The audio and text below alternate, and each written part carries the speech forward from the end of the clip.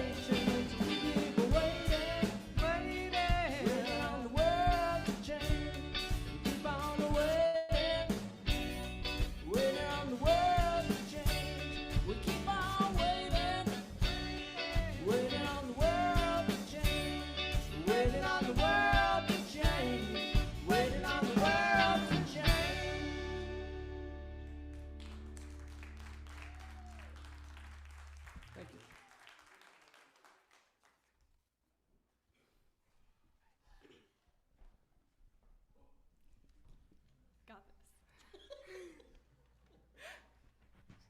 Ready?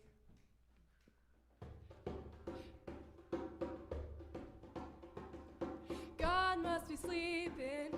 God's on a bus or out of the office on a really long lunch. She's held up in traffic or walking a beach.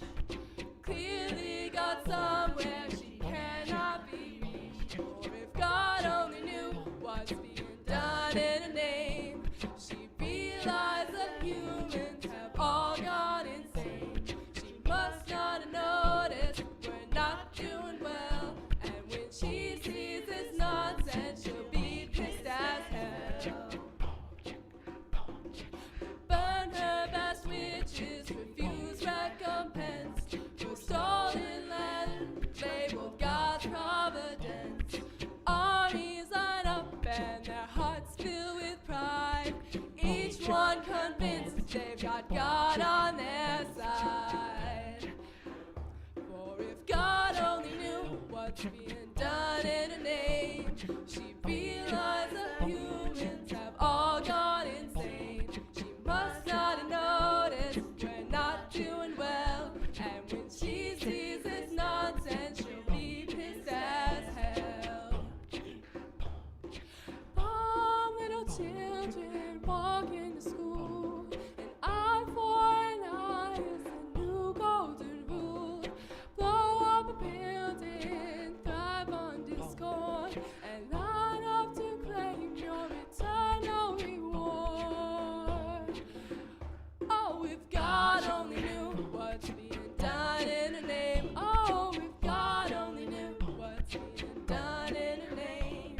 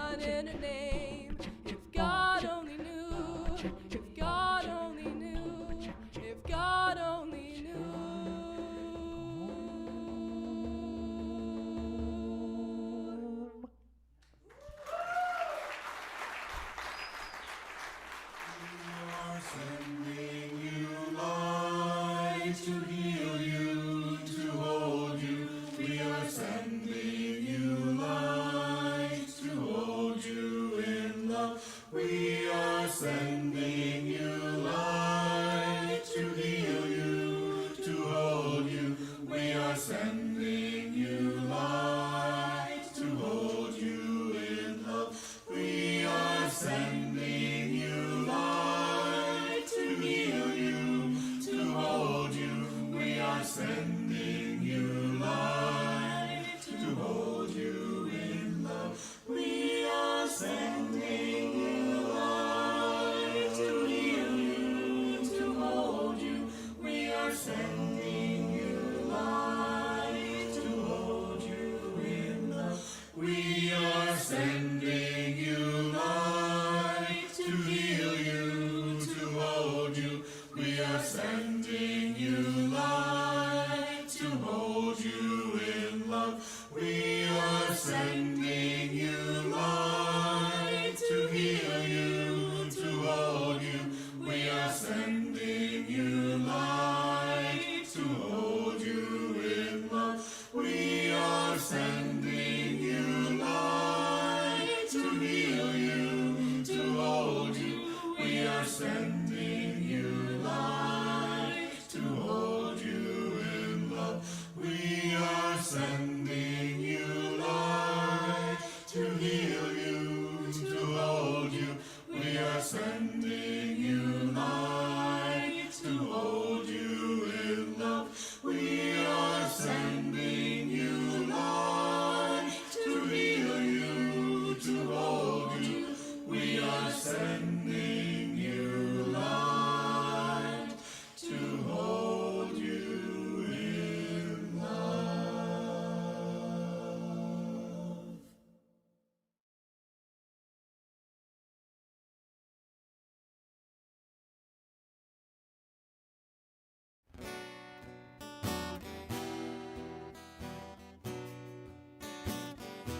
What the world needs now is love, sweet love.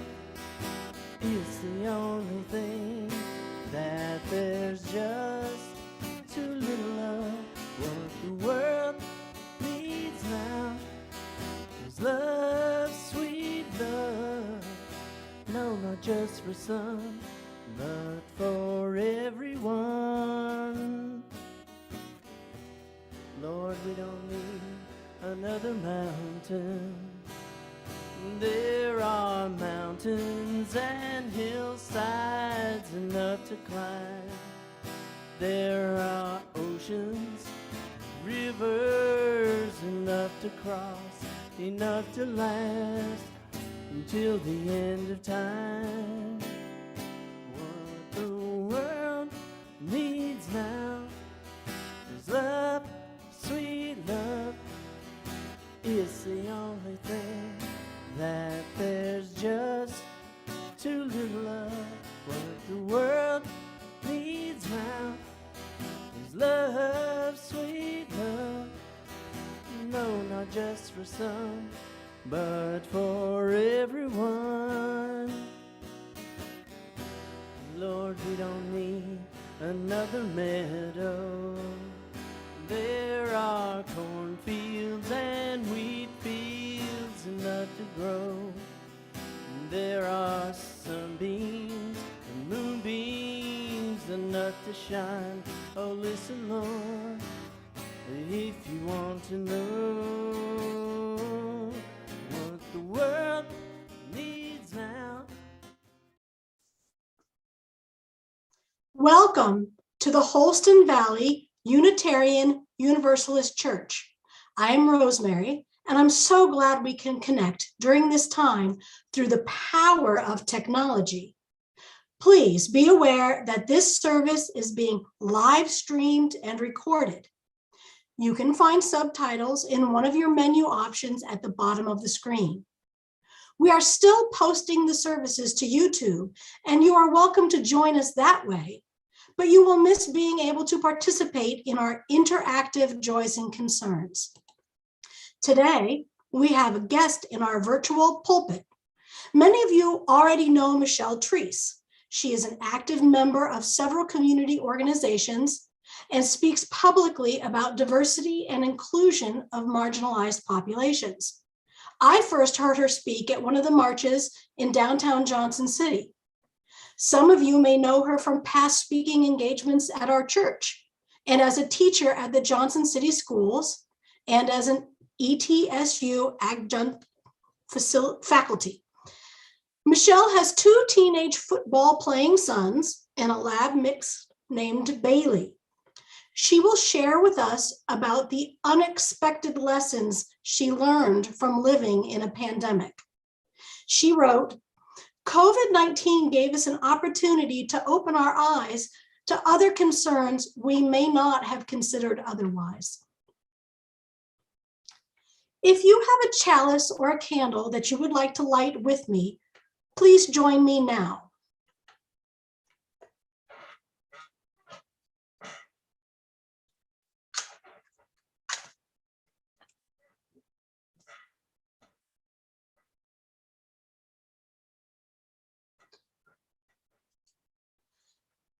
Let us work together as a church and as a community to pull together across distances to form a surface across which light things can dance and which can nurture life.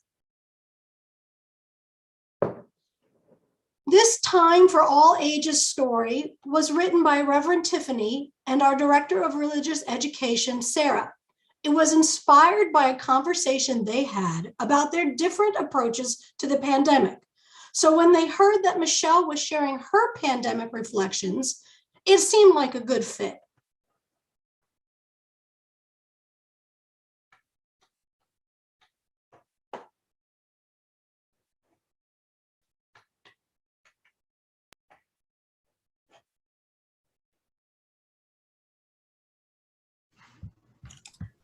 This is Cookie Tin Chaos, an original story by Tiffany Sapp and Sarah White. This story begins, as many do, with a pair of siblings, Liam and Sam. Liam and Sam lived with their dad in Tennessee, and a few times a year, like fall break and spring break, they would go spend a week with their grandma in Pennsylvania while dad kept on working. Grandma would take them on rambling walks around the nearby pond, teach them how to cook something new every time they visited, and would marvel at how they've grown as she made them a homemade outfit with her sewing machine and variety of fabrics. The boys were getting older now, and Grandma and Dad both felt that they were old enough to spend some time in the house unsupervised so that Grandma could still go to her book club during their visits. Okay, boys, make yourself at home. You know where everything is, and I'll be home in a few hours. Bye, Grandma. We've never been alone at Grandma's house before. What shall we do? I don't know. You want to snoop? And with a laugh, they started to explore Grandma's house to see if they could find anything interesting. Oh my goodness, Liam, look what I found. It's a tin of cookies. What? Whirlwind Rose. Under a bunch of Grandma's fabrics.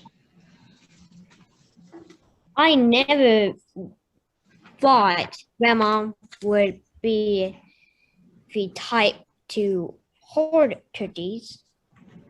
Should we have one? What the heck is this? It's full of needles and thread and a pincushion. And where are the cookies? No cookies. You're kidding me. No, I'm not. Why would I do such a thing? This is a tragedy. And with disappointment, Sam put the tin back. The guys soon forgot about it, though, with all the fun things Grandma had planned for them that week. In fact, they didn't remember it at all until they had returned to Grandma's house for spring break many months later. Welcome back, boys. A similar cookie tin sat on Grandma's counter. Sam eyed it with hope. Liam eyed it with suspicion. Is something wrong, boys? Nope, Nope, nothing. nothing. No way. Everything's fine. Okay. Well, look, I've got book club again. I'm going to head out, but I'll be back soon. You've got my cell number. And no sooner than Grandma was gone than Sam marched right over to that cookie tin. Sam, you know it's just going to be sewing supplies again. It is not. It says cookies. It should be cookies. I think you just really want it to be turkeys. Well, of course I do. Who would rather have sewing supplies than cookies? But when he opened the tin, Arg, again, it's sewing supplies. but Sam wouldn't be deterred. Every time Sam and Liam visited their grandma, Sam would find the tin again and open it with so much stubborn hope that maybe this time it would finally be cookies. Hey Sam, Yeah?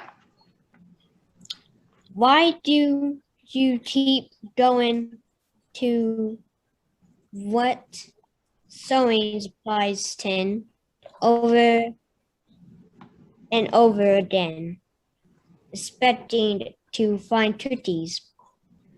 You mean besides that it's just so wrong to have sewing supplies in a tin that is so clearly labeled cookies? I just remember what it was like to be younger and sitting in front of me some cartons with a big glass of milk and a big tin of cookies. I miss that so much. Everything seems so different and difficult now, and I don't know if we'll ever get to do that again. Liam didn't even know what to say, but he kind of understood how Sam felt. Sam went to the bedroom and took a nap without even checking the tin. Dodge, this going up stuff is hard. But when Sam woke up from his nap, he heard the sounds of pans clattering, the laughing voices of Grandma and Liam in the kitchen, and then he smelled cookies. What are you doing? Hey, sleepyhead. I told Grandma what we were in a mood for, some turkeys. Some were making some. Homemade chocolate chip. Here's the first batch. They're still gooey in the center and the chocolate is all melty. Oh my goodness, Grandma, these are so good. Way better than those shortbread cookies that come in the blue tin. Grandma, did you know we were looking for turkeys in your sewing tin? Well, I definitely suspected something, but now you've confirmed it. Kids, those cookies were okay, but I think these are even better. I agree. Thank you, Grandma, and thank you, Liam, for finding an even better cookies than the ones I was looking for.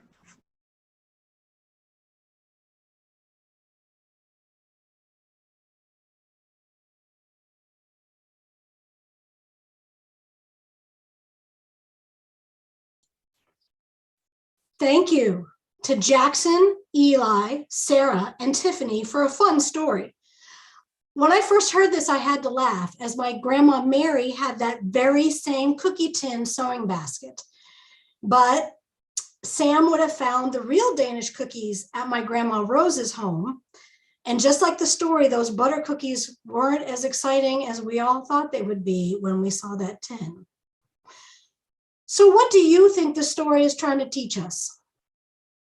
What does stubborn hope look like to you? When is it helpful? When is it not? I hope you will all share your thoughts with each other in the chat. Our musical gift this morning from Gary McConnell. Our musical gift is from Gary McConnell performing They Do What Must Be Done by Gret Greenway. It was recorded on October 2nd on the back porch of our beloved church with many laughs and rekindled connections with the music committee members and Tiffany. Also, it is a musical testament to Michelle Treece and the work she does in our community. Through her work, she reminds us that community is strengthened by doing what must be done in order to support each other in our efforts to sustain a strong and thriving home for us all.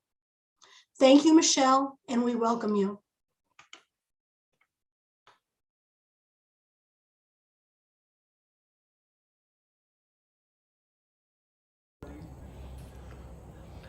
I learned as a child there are two ways to see the world as it is or the way it should be. Some people say that's not my problem. Some people do what must be done.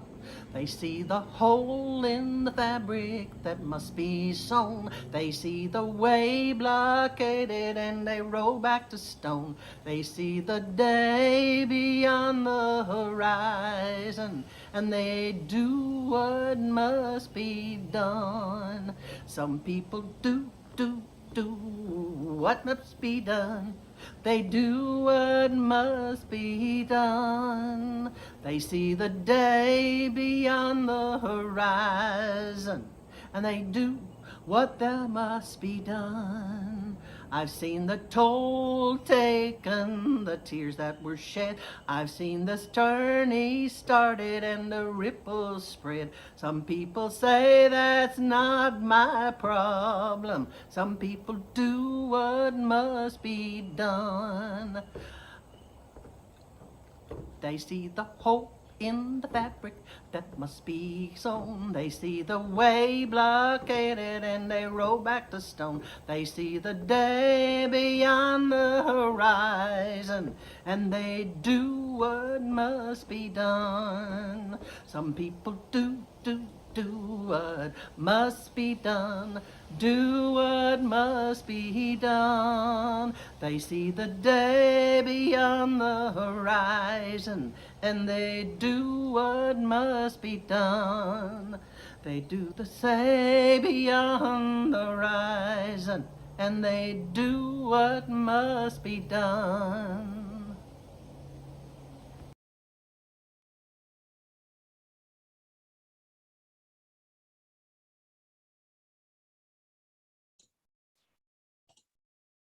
Thank you, Gary. One of the gifts of being together in Zoom is that we can hold each other's joys and concerns together as a community. If you're with us in Zoom, you can type in the chat box who or what you are holding in care in your heart that you want your community to hold with you. This week, they will not be read out loud, but I encourage you to read the chat so that you can hold each other's joys and concerns together. We hold in our hearts all those affected by this COVID-19 pandemic, and frankly, that's all of us, some more than others. At this point, over 5 million people have died worldwide from COVID-19. Let us enter into a time of meditation, contemplation, and prayer. Holy Mystery, we seek blessed assurance through pandemic chaos, relentless loss, and unimaginable stress. Show us the way of grace as a holy symbiosis, an offering we receive and give to one another in times of separateness. Lead us to deeper wells of grace than we have known, until we gather together all our divided selves into realness and wholeness. Amen. Holding all of this, all of the chat, and whatever remains unspoken in our hearts, we center our practice in loving kindness.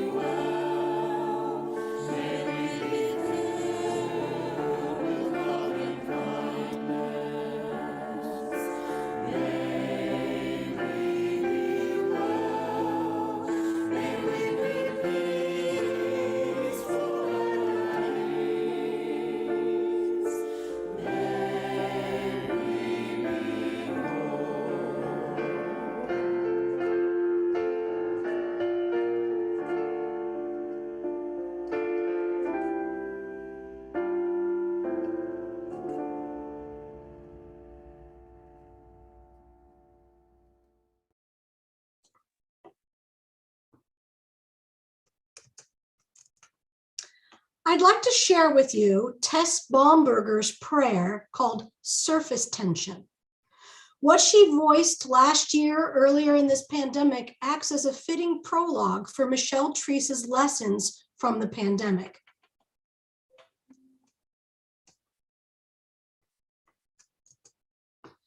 Of course, there are people behaving badly during this pandemic, using it as an excuse to practice prejudice, to hoard, to blame, using it to divide and weaken us, cashing in on surface tensions for their own terrible benefit. The news daily shows these heavy things still. In nature, surface tension gathers water molecules together so tightly that they form a sort of membrane across which light things can dance. Leaves, insects, the wavering sun. It is why rain falls in discrete drops and babies can blow bubbles. Surface tension makes life possible. It helps drops collect along subtle edges of pine needles or leaves, run down to water roots, then helps sap rise to nurture those same gatherers of sun and water. Bitter tannins in chartreuse mosses increase the tension so larger drops can form, held aloft by their fragile villi until they can be absorbed or used to foster new life. Here's the other picture revealed by this pandemic. People have been reaching out in kindness and concern to acquaintances, neighbors, strangers, creating aquifers, revealing watersheds running through the tiny capillaries of human hearts, minds, homes, streets, and neighborhoods. Could the bitter tannins cause such large drops to form that we scarcely hold them up until they can be absorbed, until we can use them to foster life? Let us open ourselves wide to gather them so we may send them to the suffering, the grieving, the caregivers, and all the workers who always were essential and still are. Let us send them across all those spurious divisions because there is a deeper, humbler, more beautiful truth. We deeply need one another, especially now, even still.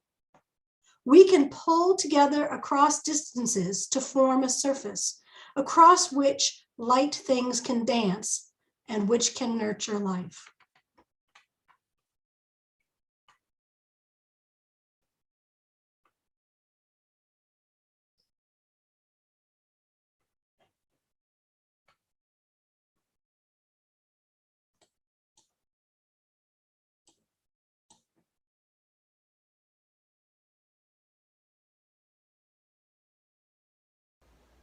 Good morning out there in listening land. I must confess, anyone who knows me knows I am an interactive talker.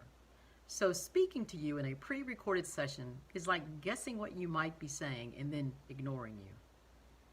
This reminds me of the Zoom meetings where I had no fear others could see me. How many of you still have on your pajamas? I'm calling this talk Lessons from a Pandemic, Empty Shelves and Beyond. In March 2020, as I sat in my recliner, yay for retirement, I watched our world locally and internationally begin to morph due to the onset of COVID-19. This virus tainted every fiber of our lives. Cable TV, Facebook, the local newspaper, and TV brought the world right into my living room. It came in, squeezed into my recliner, and sat down next to me. It drank my coffee, ate my bagels, and stole my toilet paper. The world even snuck into my dreams and woke me up in the middle of the night. COVID-19 quarantined my sons several times. Luckily, all tests were negative. But I had to be creative with keeping my boys segregated from the rest of the house, especially away from my recliner. I went as far as turning their rooms into negative space areas, with all their potentially tainted room air being sucked out their open window. I was not taking any chances. COVID-19 did change our world. The pandemic turned a light on for all of us to see the truth about ourselves, our neighbors, and our country. We saw the good, the bad, the ugly, and any lessons to learn. So let's start with the good. We saw people take good care of each other, respecting space, understanding the desire to stay home, checking in on family, friends, neighbors, and coworkers. We even helped strangers. We had parents, guardians, siblings, family, and friends stepping up to help with kids' homework like never before. Side note, why didn't we do that years ago? These kids have been needing that support. Virtual classrooms and Zoom allowed us to peek into the homes of our coworkers, distant family, and friends. We saw homes, pets, artwork, musical instruments, farms, and backyards that we would never have seen before. It gave us a new and welcome perspective into the lives of others. We saw happy birthday neighborhood parades, fed millions of kids and their families in car lines at schools. We saw teachers and support staff stepping up and going farther above and beyond than they were already doing. We saw Zoom events of proms and weddings in living rooms and backyards. We saw incredible acts of praise and gratitude to our healthcare workers. We saw rounds of applause between shifts at hospitals. We saw tears and mask marks and total exhaustion from the dedication of our healthcare workers.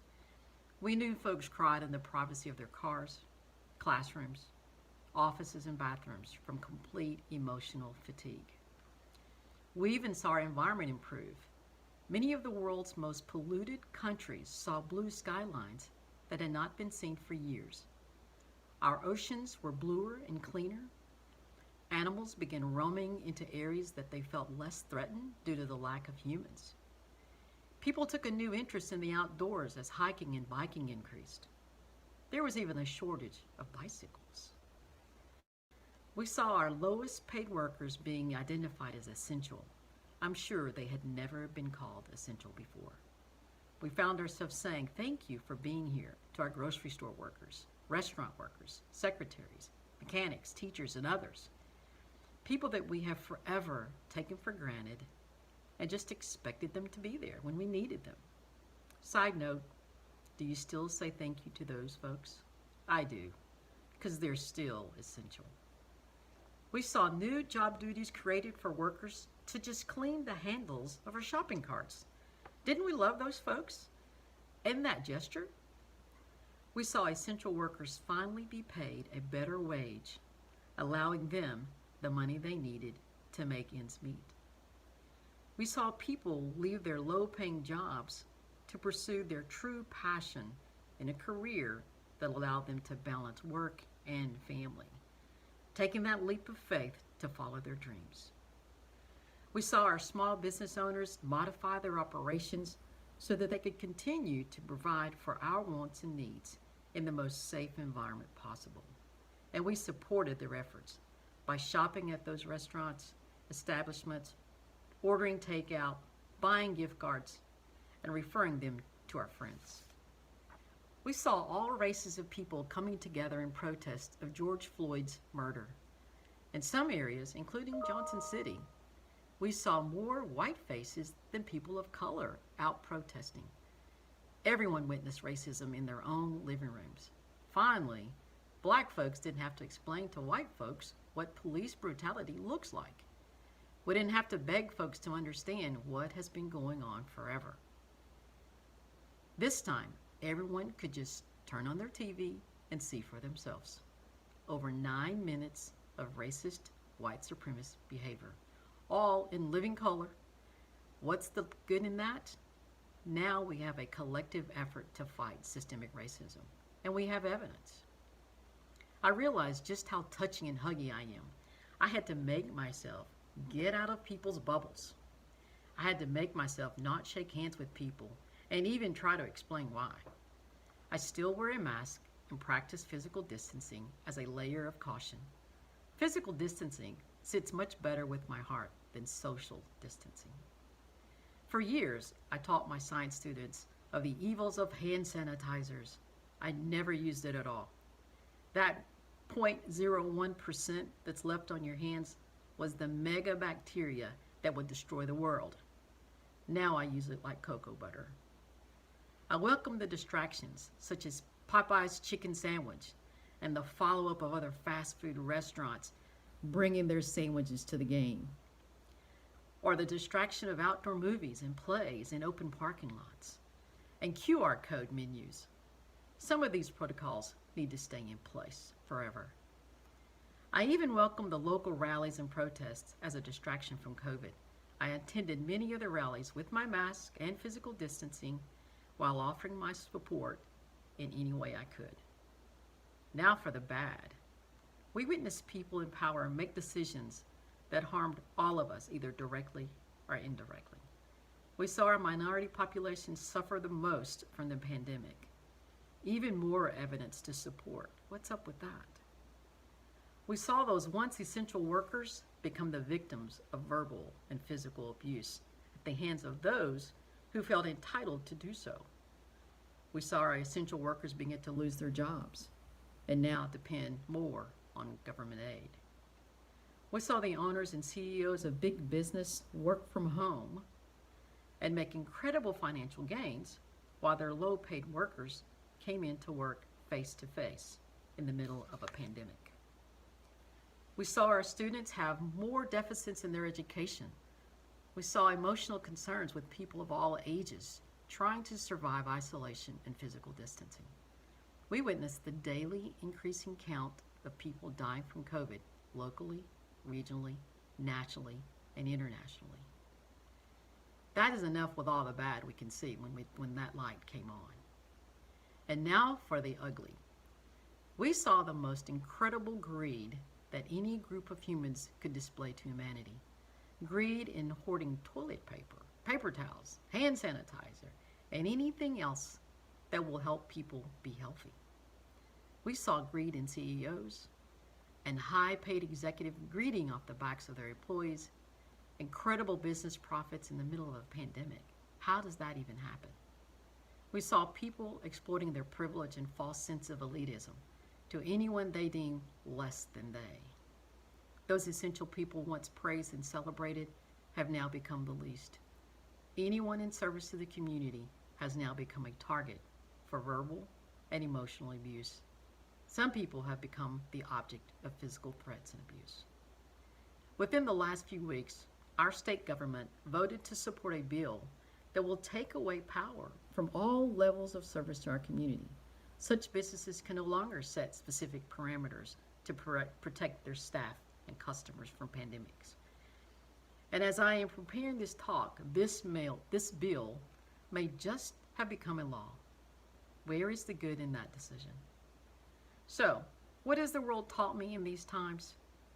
We all can still take good care of each other. We don't have to follow the actions of those who do not have the best interest of others in mind. Remember that phrase, what would Jesus do? We should get back to that. We should even plug in any name of someone who does good for others. We should ask ourselves, is what I am doing good for others? Many years ago, I taught next door to a teacher at Science Hill. His name was Ray Judy. He used to say, if what we're doing to fix the problem ain't fixing the problem, then what we're doing is wrong. I will always remember that phrase because it's true. We should make a good difference. Make it where it counts, big or little. It is still a difference. The story goes, there was a man walking along a beach, tossing starfish one by one back into the ocean. A second person walked by and said, there are so many starfish on this beach, it will never matter by tossing one in at a time. And with a single starfish in his hand, the first man replied, but it matters to this one. Let your gratitude show to those who need to know it. Say thank you and you're welcome every time you can. We learned that in kindergarten, right? We are never too old to share words of kindness. I think the love in the drive-through lane is such a cool thing. How many of you have experienced that? You go through the drive-through, you pull up to pay for your order, and it's already paid for by the person in front of you. What joy. So the next time I went to Pal's, this is where that happened, I paid for the person behind me. Such a wonderful gesture of honoring the soul of another person, a complete stranger. The world taught me to continue to actively support efforts to do good. We can't just wish them well or pray for them alone. Whatever support you can offer, give it as much as you can. And if you're not sure how to support, just ask. Every good effort has plenty of work to do. Teach our young people the truth. Actually, teach everybody the truth. Teach them true American history, not what is whitewashed and oppressive to our marginalized populations. People of color deserve to learn how our contributions to America matter just as much as the contributions of white folks. Imagine the boost of self-esteem and empowerment if elementary kids of color learned how amazing we were to the building of America. I took my first Black history class ever last summer, 2020. I was 60 and I cried every class period. I never learned any of that content in my integrated public schools. How old were you when you first learned about your ancestors' contributions in a public school setting? I bet most of you were not 60. And one more thing, educate yourself and those around you. Read, listen, watch films and documentaries. Participate in book clubs and listening circles. Be engaged in the diversity of our community. We all have a part in being better for this world. Thank you so much for letting me and the world come into your house, sit with you in your recliner, and eat your snacks. And as Michael Jackson said, we are the world. Be well, folks.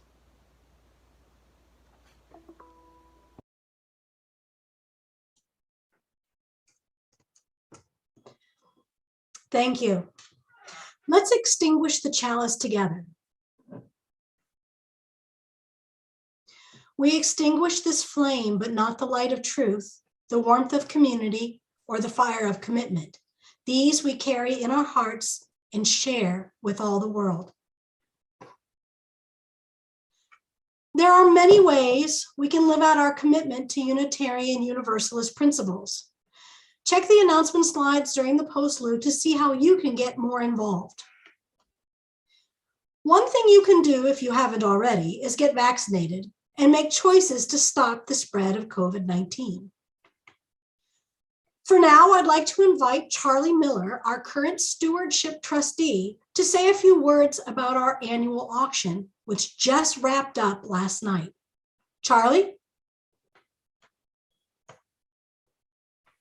Oh, thank you, Rosemary. I just wanted to give a few highlights.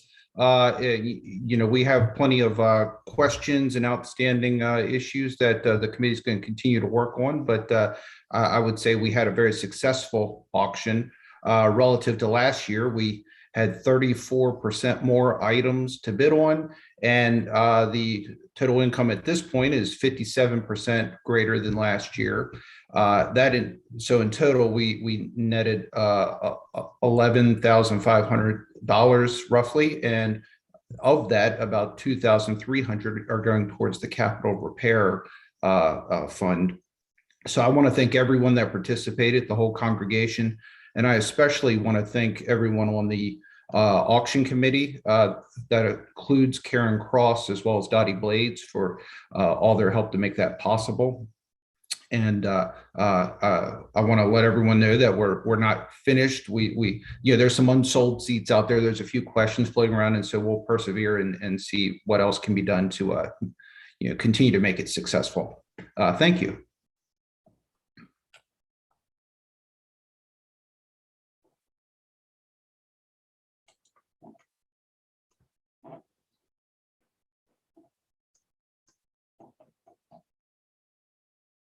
Thank you. As we go from this place, let's carry these intentions inspired by Michelle's words into our week, our month, and the coming year.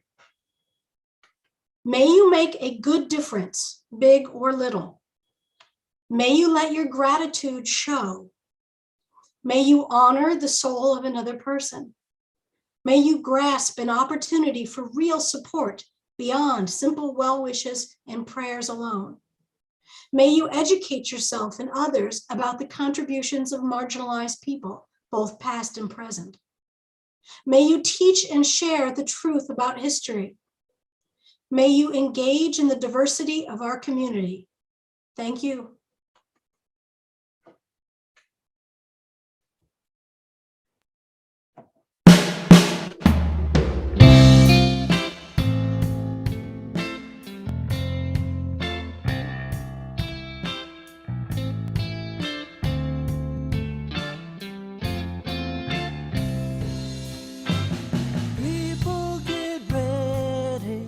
There's a train a-comin'.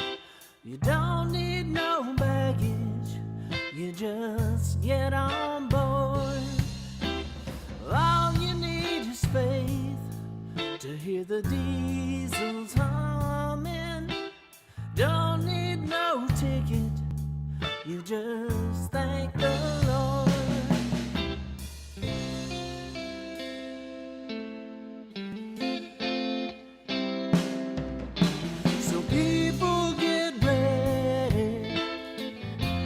Train to Jordan, picking up passengers, coast to coast.